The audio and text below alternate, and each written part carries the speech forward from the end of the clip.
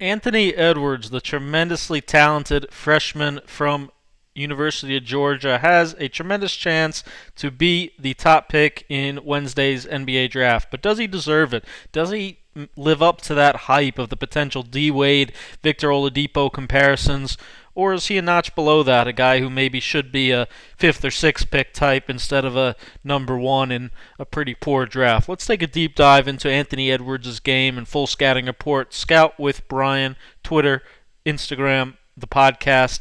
Let's dive right into the video. Shooting, first of all. His shot, a very mixed bag. Here's what Anthony definitely is not. Bradley Beal. That was a comparison somehow thrown out by some sort of NBA scout.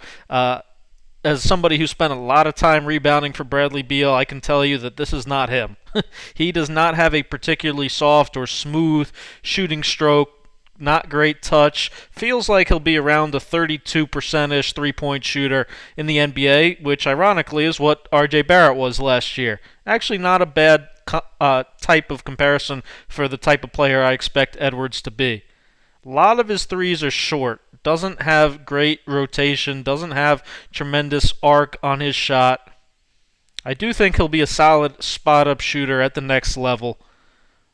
But more concerning to me is definitely off the bounce, and that's what we'll get into. But again, he shoots a decent fundamental shot, but a lot of them are line drives. A lot of them are short. You see him relocate here, and just doesn't quite have enough to get it over a lot of the times. Seems like these kind of fading ones when he has to catch the ball, almost relocating to the corner.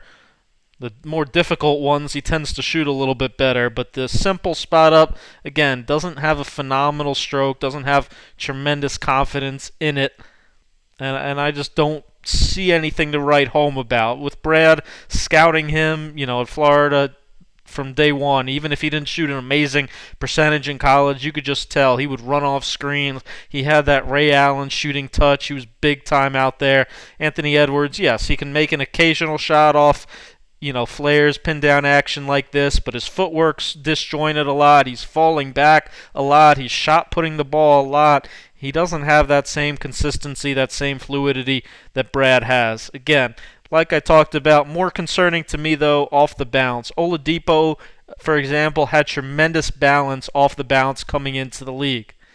Part of the reason Ant-Man, to me, doesn't project as a point guard is because he doesn't seem to hit enough shots when the defense goes under. He can certainly make it, but shots like these, again, you see the form, the footwork's inconsistent, the hand is kind of flailing all over the place, not consistent with that follow-through, leaves it short a bunch of the time.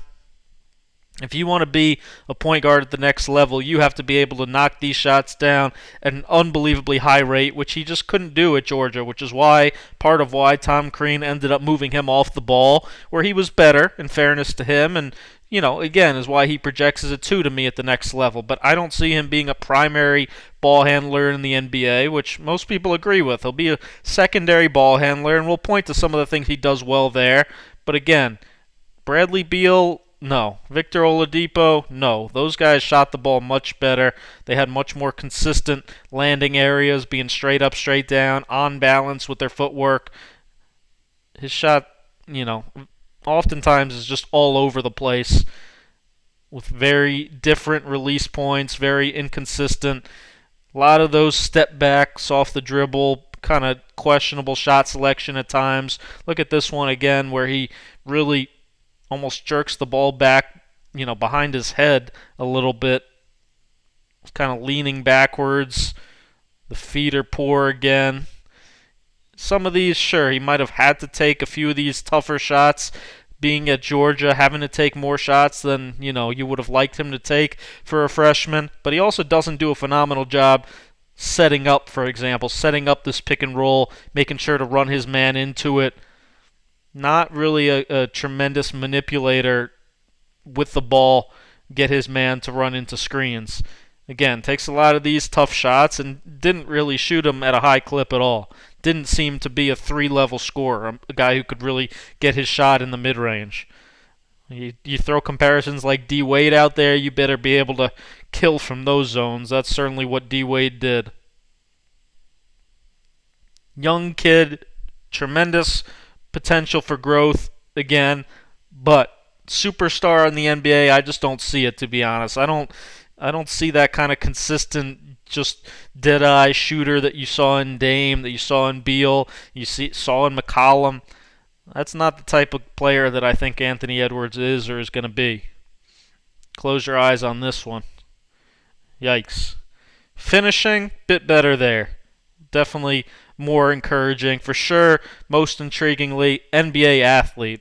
Like RJ, he'll be able to get 5 or 10 points a game on sheer athleticism, on back cuts, on transition, on defense leading to offense. You see Georgia certainly got him a lot of backdoor looks where you see he's an explosive finisher at the basket.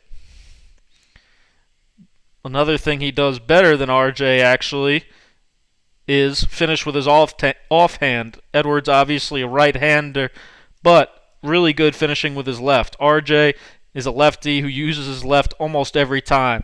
Anthony Edwards is encouraging to me that he's pretty comfortable using both hands around the basket. Very crafty finisher with each. Good spin move. You see him keep it in the left hand there. Has solutions around the rim to get to the basket. Again, relies mostly, though, on that power, on that spin move right now. Kind of tries to overpower you to the basket.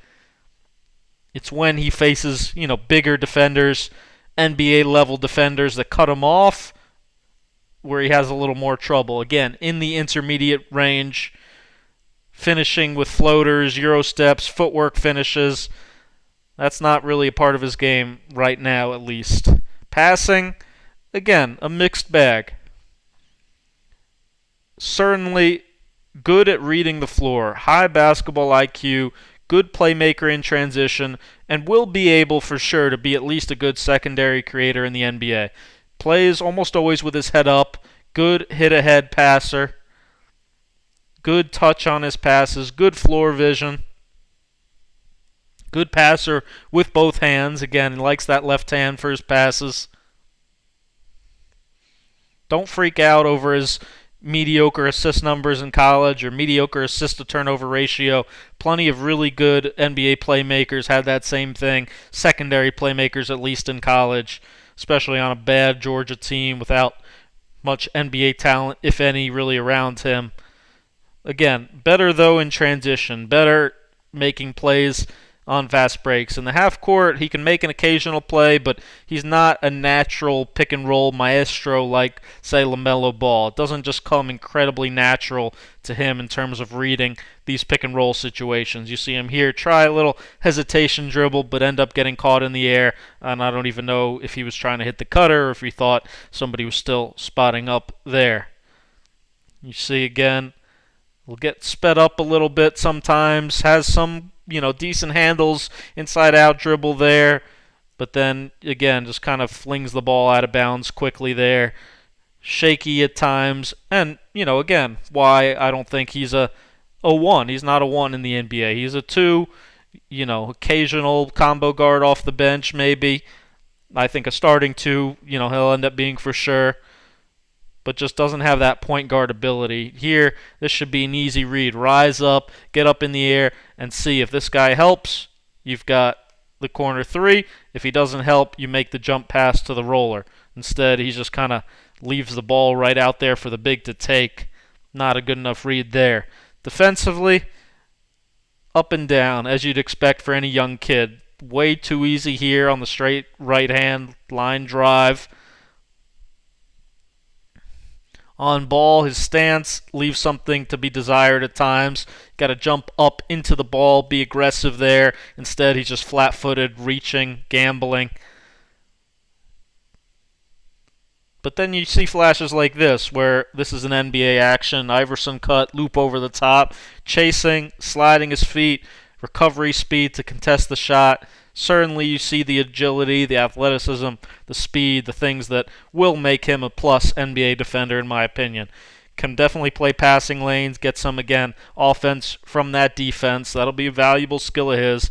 Not an all-NBA type defender, I don't think, but certainly capable of being a good starting again, shooting guard that defends his position well.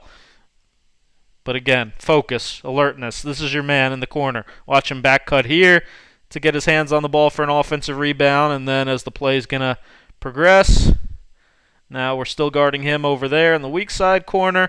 Anthony Edwards comes over, doesn't do much of anything at the rim, and his man gets a tip dunk. Can't happen. But then you see flashes like this of good recognition. Your man sets the screen, you got to do the helping. As he recognizes that here, this guy would have a layup if Edwards doesn't read that perfectly, get a hand in it, end up getting a steal. But then these plays will drive you nuts. Communicate. What are we doing? Are we switching? Are we staying? Here he's just kind of aimlessly wandering around, still chasing the ball. But there, good switch, good wingspan. Bad gamble. You can dig at this ball a little bit, but you can't completely turn your back to your guy and take yourself out of the play that much. Does his motor run hot enough? Does he have that freakish Giannis-type motor to be a non-stop competitor? Again, where's the communication? What are we doing here? Get back in the fight. Go grab that ball, and if you don't, at least commit a foul. At least protect the basket. But then you see, once again, flashes like this. The athleticism, the freakish leaping ability, the 40-something inch vertical. The steals leading to transition dunks. The plus rebounding ability with his good size and leaping ability. The ability to switch 1 through 4 at least, maybe even some 5, making him a good fit in today's NBA, being able to guard a lot of different positions.